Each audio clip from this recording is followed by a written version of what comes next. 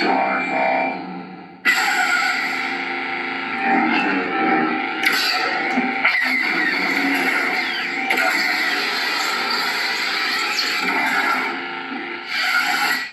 All right, we're here to talk about this really cool, gorgeous hilt from Starfall Sabers. This is the Gladius, and it's got to be my favorite. So yeah, let's jump down to the table.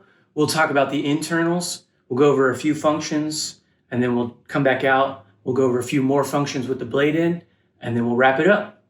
Okay, we're here to talk about this Gladius hilt from Starfall. I installed this with a Profi 28mm bass speaker, kill switch, stock V3. But right off the bat, this is just probably, and I told Nick this, my favorite hilt that I've had my hands on. It's got a great heft. It's gorgeous, very unique shape, super comfy. These little finger wells make it either a one-handed or a two-handed saber. It's really cool. Anyway, we've got two brass fill Guinness switches. On the left, we have our power. On the right, we have our aux to access everything. The grip just unscrews.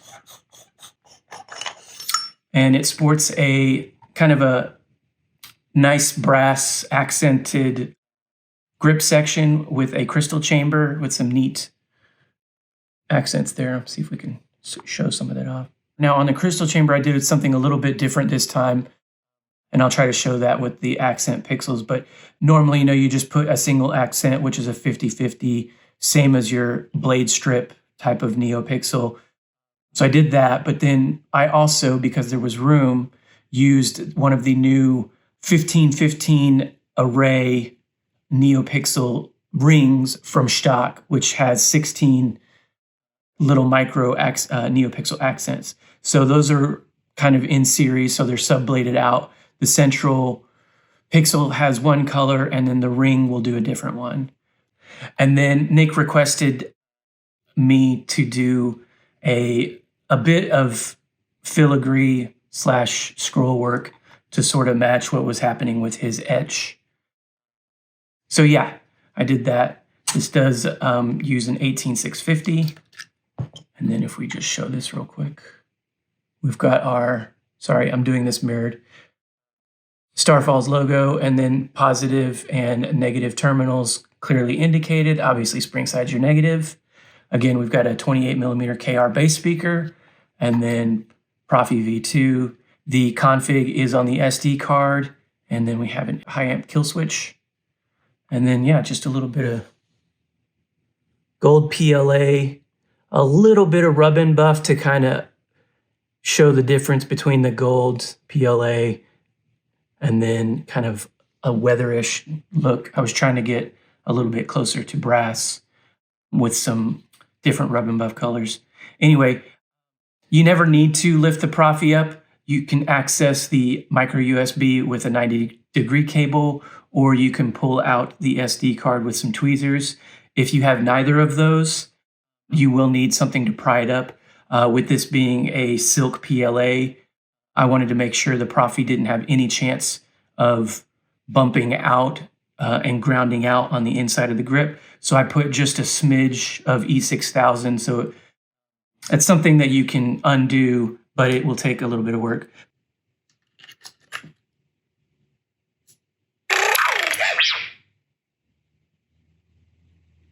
So I don't know how well that's going to show up on camera, but the center pixel does its regular accent that we normally program for Nick's sound fonts. This is the Starfall sound font. So it's kind of just a pulsing red, but then if I can, sorry, I'm looking at this mirrored.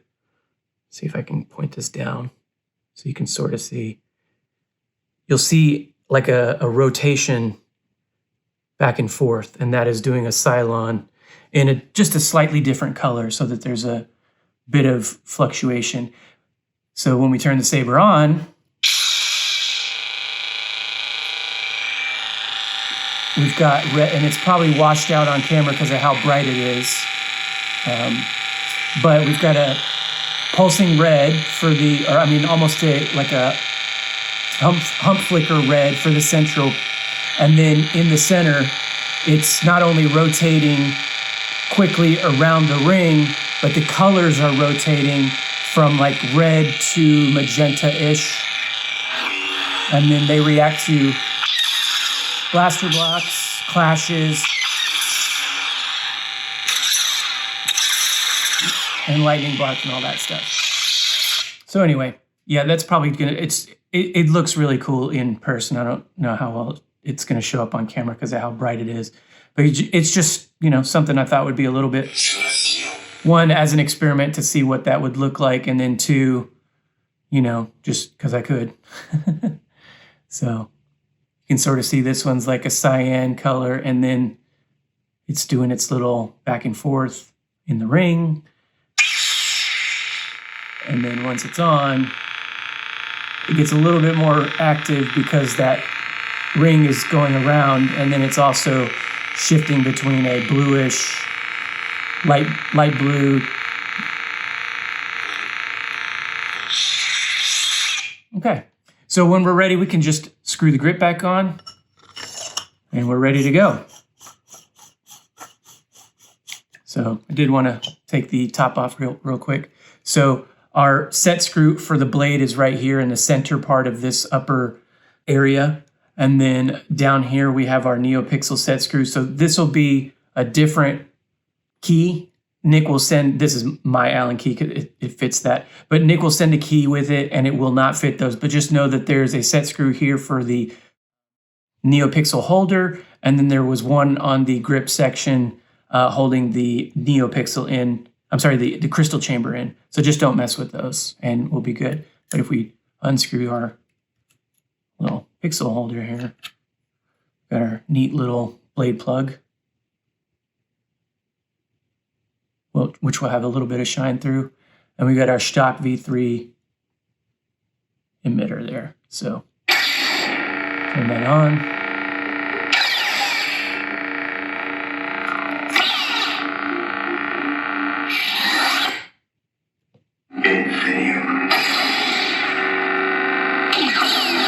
Anyway, so we do have gesture control. Let me open this back up just so we can see the crystal. We have gesture control for on and off, which twist on, twist off, and then thrust on, which is just a forward, and then twist off. So I'll demonstrate some of that with the blade in, and then we'll just go through a couple fonts here. Hero's Journey. So you can see the crystal. It does support these Starfall sound font collection, 8 fonts, and then the last preset is a battery level indicator, which in the crystal chamber will go from green to red, green obviously being a full charge, yellowish being a middling charge, and then you'll probably never get to red before the speaker starts crackling and you'll want to charge the battery. But in the blade, we'll have a blue bump, and then the further out from the hilt it is, the more charged it is, closer towards the emitter it is, the less charged it is. Reconcile. If we want to go forward, we can just hit the aux button in the off state. But if we want to go back, we'll point the hilt down and then hit aux, and we'll go backwards to the previous sound font. Reconcile. Because there's so many NeoPixels in there, it's probably getting washed out on camera. But in person, you'll see it looks a lot cooler.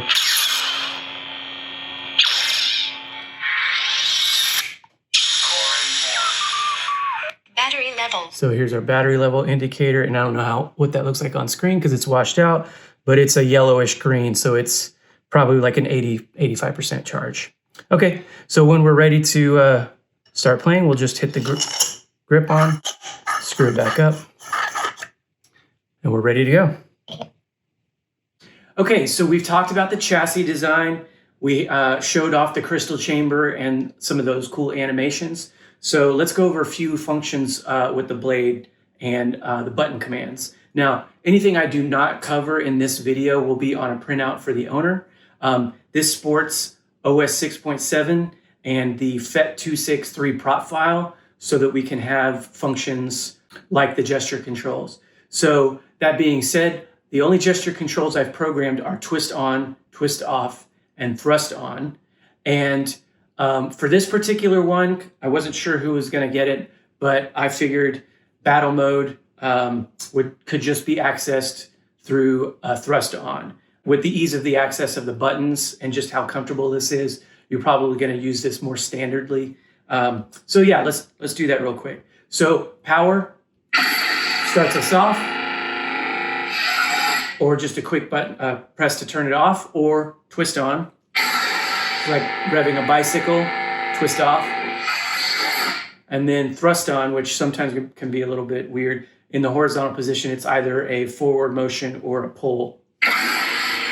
So we'll ignite like that. Now, this is now in battle mode with thrust on, which means that clashes will engage lockups. Lockups include tip effects like melt and drag.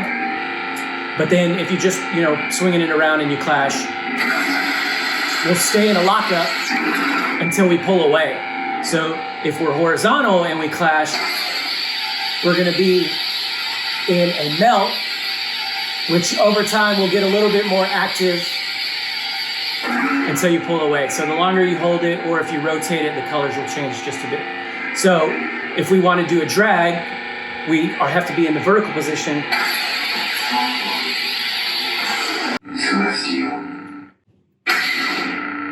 Now we hit power, we're in regular mode, so a clash is not going to be a lockup. It's just going to be a clash. And then the harder we clash, the more of the blade will light up. I don't know how well that's showing up on camera, but light taps will be small. Bigger ones will take up more of the blade. And then if we want to do blaster blocks, we hit aux, and it'll just cycle through a couple different ones. So, and then if we want to engage a lockup, hold either power or aux and clash until you let go. All right, to turn on and off the track, which is power, you hold it for a second in the off state. So now we've got our track, and then we just do it again to turn it off. Now you can engage the track while the saber is on if you are in the upright position. So I'm gonna go to a different font. Okay. So we had our little animation there. If I hold it upright and I hit power, now I'm getting my track, which is a little bit subtle on this one.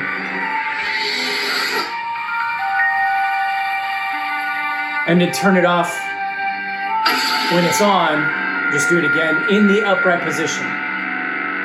If we're not in the upright position and we do the same button command, that will be our force effect. So we hold power for just a second. And on this font, it will be a quote. Hero's Journey. Let's do this. So some of the sound font collection will have either quotes or sound effects or just quotes or both. So yeah, this one is one that just has sound effects, so it's a little bit easier to see, and it's green blade. I did do an unstable flicker when the forced happens, so you'll be able to see that and know that you've engaged it, as well as having the sound effect. So turn it on, okay? Right? So now if I hold, oops, I was in an upright position, right? So I started the track. But if I do it in a kind of any other position,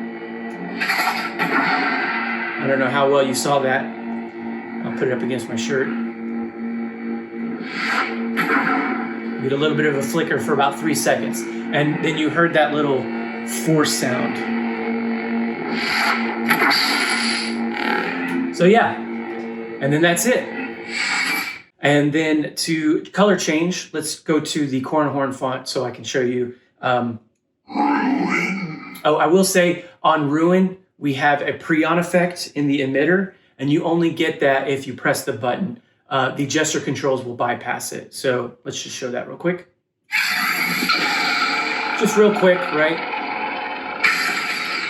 But if we twist on, it just goes straight into our ignition. Okay?